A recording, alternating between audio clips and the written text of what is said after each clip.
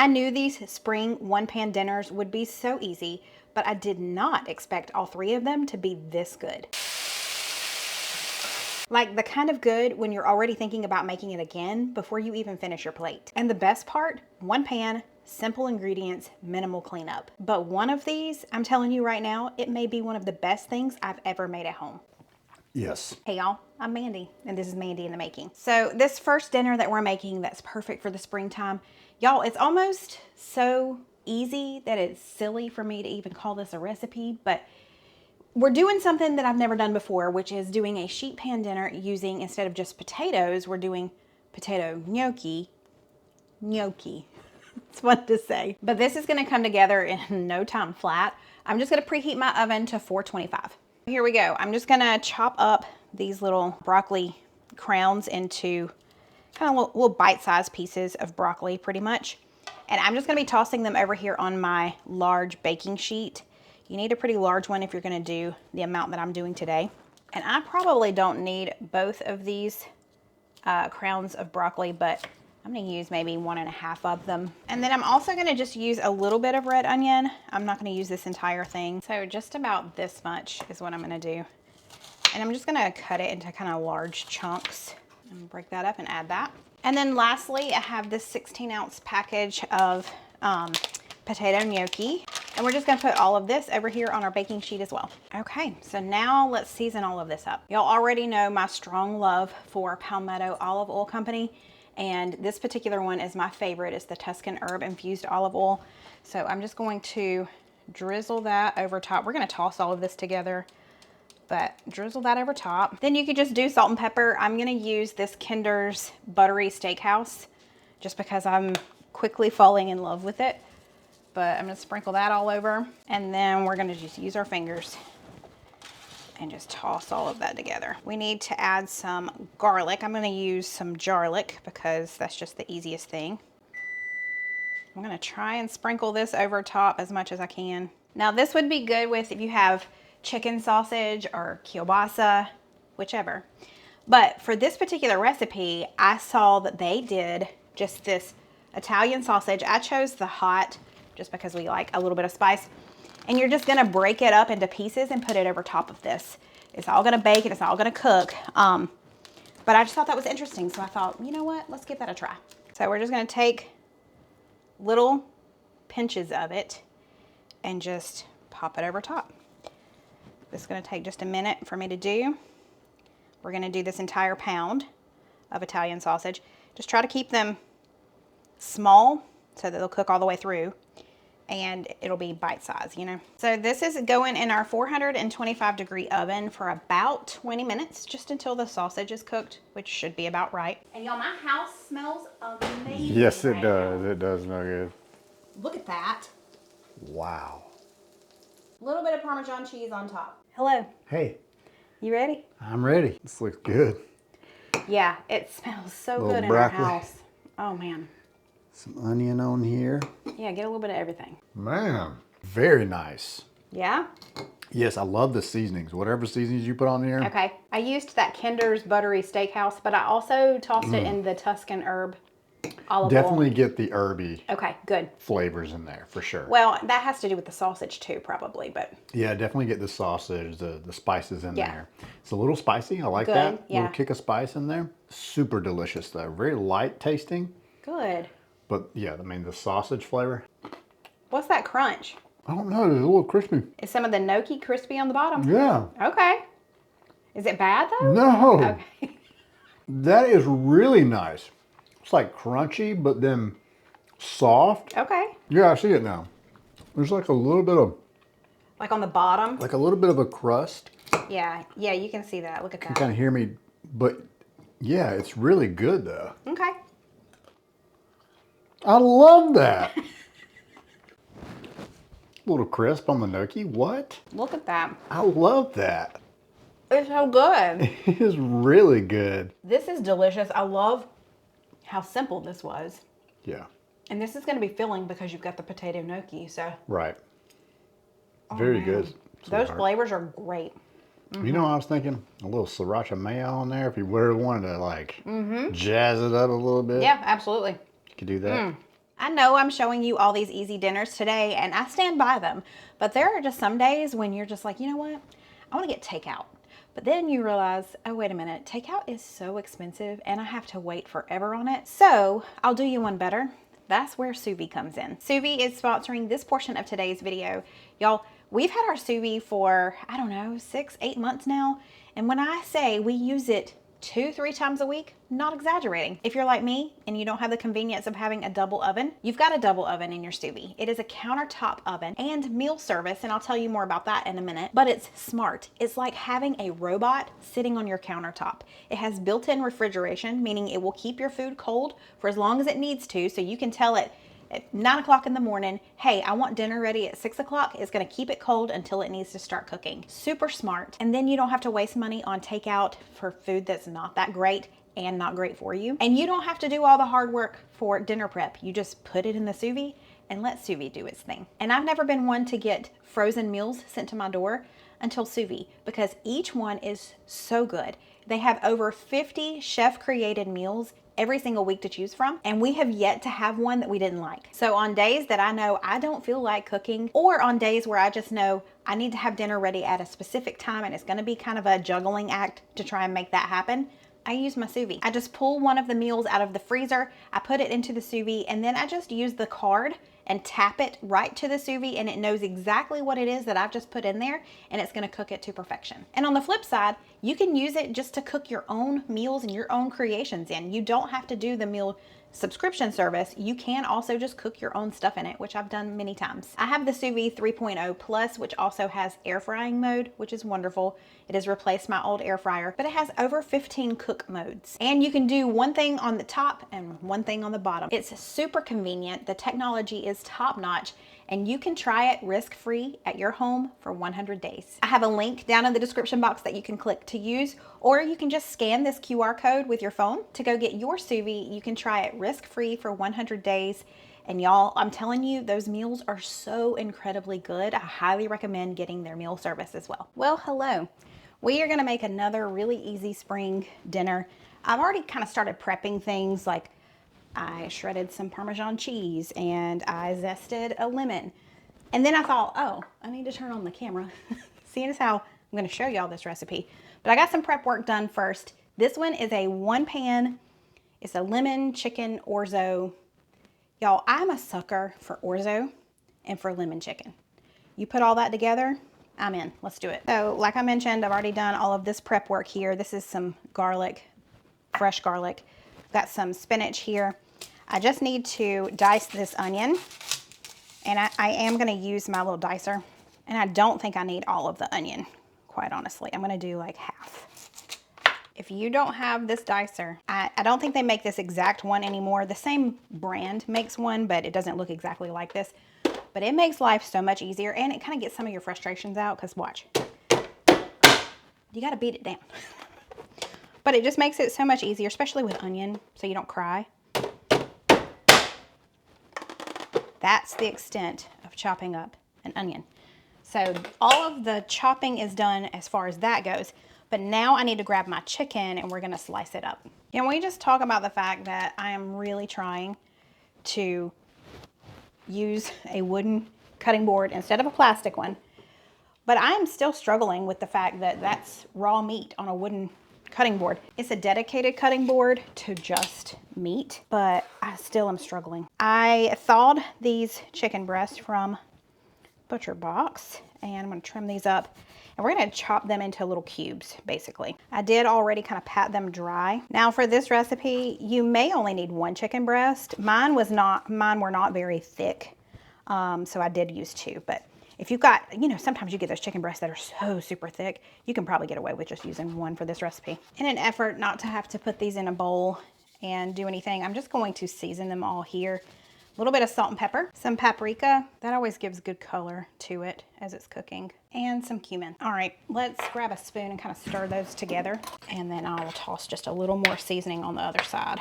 That's done. I've got a large skillet heating to about medium heat on the stovetop. Now we're gonna grab some olive oil and put some in the bottom of this pan. There we go, that's probably like a couple of tablespoons. Okay, this has warmed up, so we're gonna add in our chicken. Just gonna scrape this in here and we're gonna let it cook. Oh yeah, we got a little bit of a sizzle going there. We're gonna let it cook for 4 or 5 minutes. While that is starting to cook, I'm going to work on kind of measuring out some other ingredients that we're gonna be using. I need 2.5 cups of chicken broth, so that's what I'm gonna do now. I also need to measure out my orzo, so I'm gonna do that. I need 1 cup of orzo. You want to know something fun? This says trail mix nuts, but it has orzo in it because I just haven't felt like having to peel this off and do a new label. So there you go. Lazy Mandy at work, or not at work. All right, 1 cup of orzo. How we doing over here, chicken? So it's definitely got some color on the bottom. So I'm gonna go through and start flipping it over. So these are not done yet, but they're done enough for now. We're gonna remove all of this and put it on a plate. Set it to the side. Not much oil left, so I'm gonna add just a little more olive oil. And we're gonna go grab our onions and our garlic. 4 really large cloves that I mashed. What is that called? Minced. There we go, that's the word. So we're just gonna let this cook for a couple of minutes, not for long. Scrape up any of that color on the bottom, and we'll be deglazing here in just a second anyway. Oh man, that smells so good. Okay, that's been cooking for a couple of minutes now. We don't want it to burn. So let's add in our chicken broth to deglaze. Just kind of scrape up any of that on the bottom, and let's add the rest of it. So all 2.5 cups is gonna go in. Then, an interesting ingredient, in my opinion, is some Dijon mustard. We're gonna do about 3 teaspoons. Let's stir that around. Okay, it's come up to a nice little simmer, so let's add in our orzo. We're gonna cook this uncovered, but you wanna stir it pretty frequently. You don't want it to stick to the bottom. Gosh, it smells so good in here already. And we haven't even added the lemon zest or the lemon juice or anything. Okay, while that is cooking, I need to juice my lemon for sure. I've got some spinach here. I've got my zest. I've got all the other things. So I brought all of that over here. Let's cut these in half and juice them. So I'm gonna juice this lemon that I've already zested. And you just need the juice of 2 lemons. Now my lemons are pretty large, but that's okay because I really love the lemon flavor. So I'm not mad at that. There's that one. Honestly, that might be all we need. Yeah, so this is a 1/4 cup. It's a little over. We're gonna do another small portion of lemon, but not this entire thing. And then we're gonna call it good. We'll just save that other portion of lemon for slicing to put on top of the dish, because you know it's so pretty when you do that. I don't even know how long it's been, but we're getting there already because the orzo is definitely soaking up some of that chicken broth for sure. I'll test it here in just a second. Orzo does not take long to cook, so that's one reason why I do love it so much. Okay, I just tested it. It's almost done.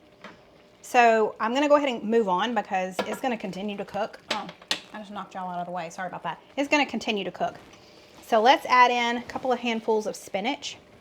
We're gonna let that wilt down. Then we also need to add in about a 1/2 cup of heavy cream. That's gonna cool it down a little bit, so we'll let it come back up to temp. Okay, we're back up to temperature. Let's add in our lemon zest. This is the zest from 1 lemon. Our lemon juice. Stir that around. And the Parmesan cheese that I grated earlier, you need about 3/4 a cup of freshly grated Parmesan cheese. So that's what I have. Let's add that in and let that melt. Oh my goodness, as soon as that lemon starts coming up, like you can smell that, oh gosh. I'm gonna go ahead and add in a little more salt and pepper, which we haven't really even added salt at this point. The chicken has salt on it, and we're gonna put the chicken back in here in just a second. Chicken, let's go. We're gonna let that chicken continue to cook, which it's really close to being done already, but we'll just give this, I don't know, another 5 minutes or so to hang out, and then we should be ready to eat. This was quick, this was easy, all in one pot or pan, and it's beautiful. It smells amazing in here. It does. Wow, look at this. This looks fancy. What was that? Fancy. Okay, I like it.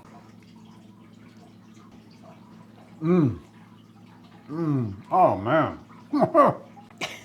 Wow. Lemony, garlic, creamy. Yeah, And the chicken is nice and tender. good. Oh man. That lemon? Super bright. Yes. Springtime. Yes, perfect. This is one of the best pasta dishes I've had here in this house. I'm so happy. That is so smooth and creamy with that.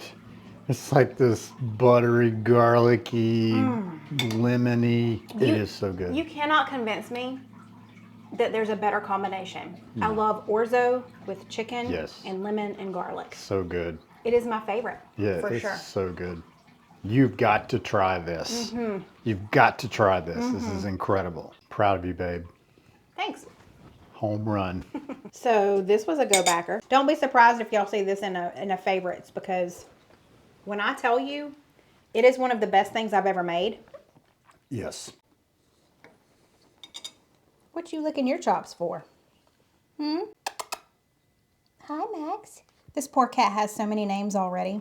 I'm sure y'all do the same thing. Y'all probably have all these nicknames for your animals too, but she's magnificent. She's magnanimous. That's my favorite one, is magnanimous. I like to say that's her full name, and we just call her Maggie Moo for short. She's been so sweet to be able to have after we lost our Gracie Lou.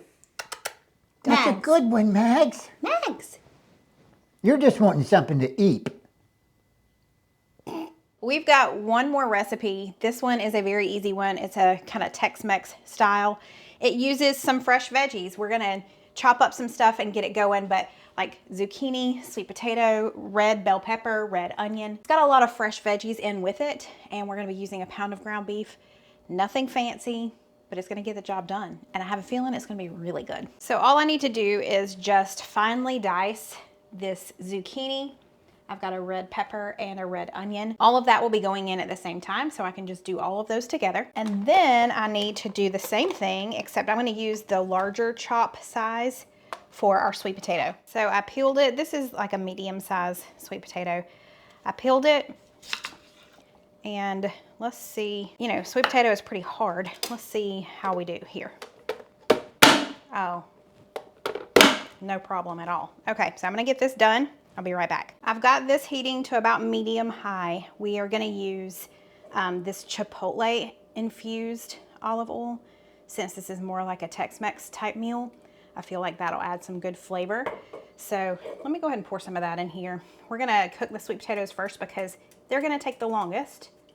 Look how pretty that oil is. Okay, let's let that heat up. Our oil is good and hot, so let's add in our sweet potato. Oh, you hear that sizzle? We're gonna let that hang out for 3 or 4 minutes. I'll stir it every now and then, but I need to shred some cheese. So I've got some Colby Jack here.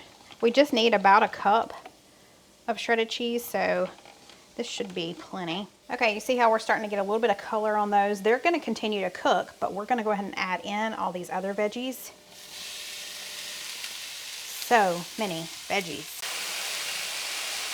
I'm also gonna add in some garlic. Okay, these are starting to get a little tender, which is great. We're gonna push them over to the side, and we're gonna add in our pound of ground beef and let that start to cook.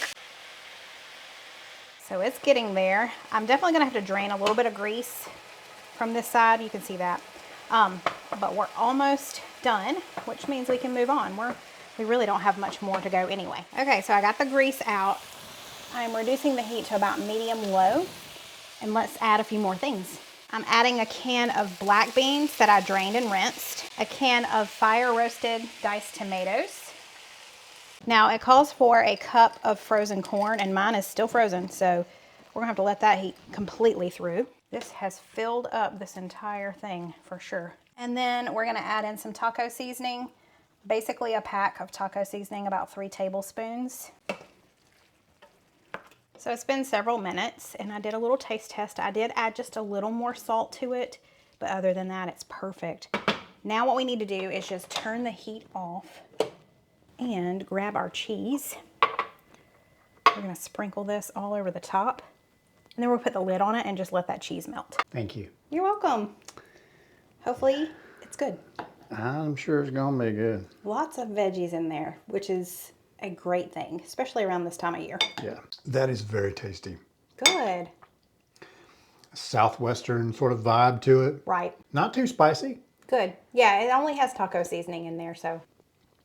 That's special. I love this.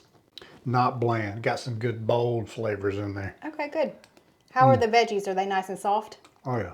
Good. Oh, that's what that is. Sweet potato.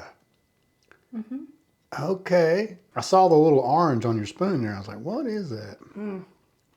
Okay, I love that. Yeah, that is really good. Oh man. The fire roasted tomatoes are perfect. Yeah, this is really good, sweetheart. I like that we bulked it up with so many veggies and with the black beans. Right. That's a good way to kind of make everything go a lot further. But Yeah, for sure. That's really good. The sweet potato. Now that I know that they're in there, my taste buds have locked on to that flavor. Yeah, That that aftertaste. little sweetness, yeah. It's really good. it is good. Wow. Good job, sweetheart. That is so easy. I love that. Yeah, one pot. Easy peasy. I hope this video inspired you to make at least one of these dishes. I'm telling you, once you make it, you'll want to make it again and again. It really does help out my channel if you hit that like button. Also, I know a lot of you are watching me on your TV. Maybe you're sitting in your living room on your couch and you're watching me right now. And I know it's a little more cumbersome to interact with the video from your TV, but if you use your remote, you can hit that like button. You can hit subscribe as well. All of those things show your support to my channel and show YouTube, hey, I like this content, maybe others will too. Don't forget, if you're looking for easy dinner options that you don't even have to cook, you have like a little kitchen robot to cook for you, check out Sous Vide. I've got a QR code here. You can use your phone to scan that, or you can just check the description box below and click that link. Remember, you can try it in home for 100 days, risk-free. Until next time, bye y'all.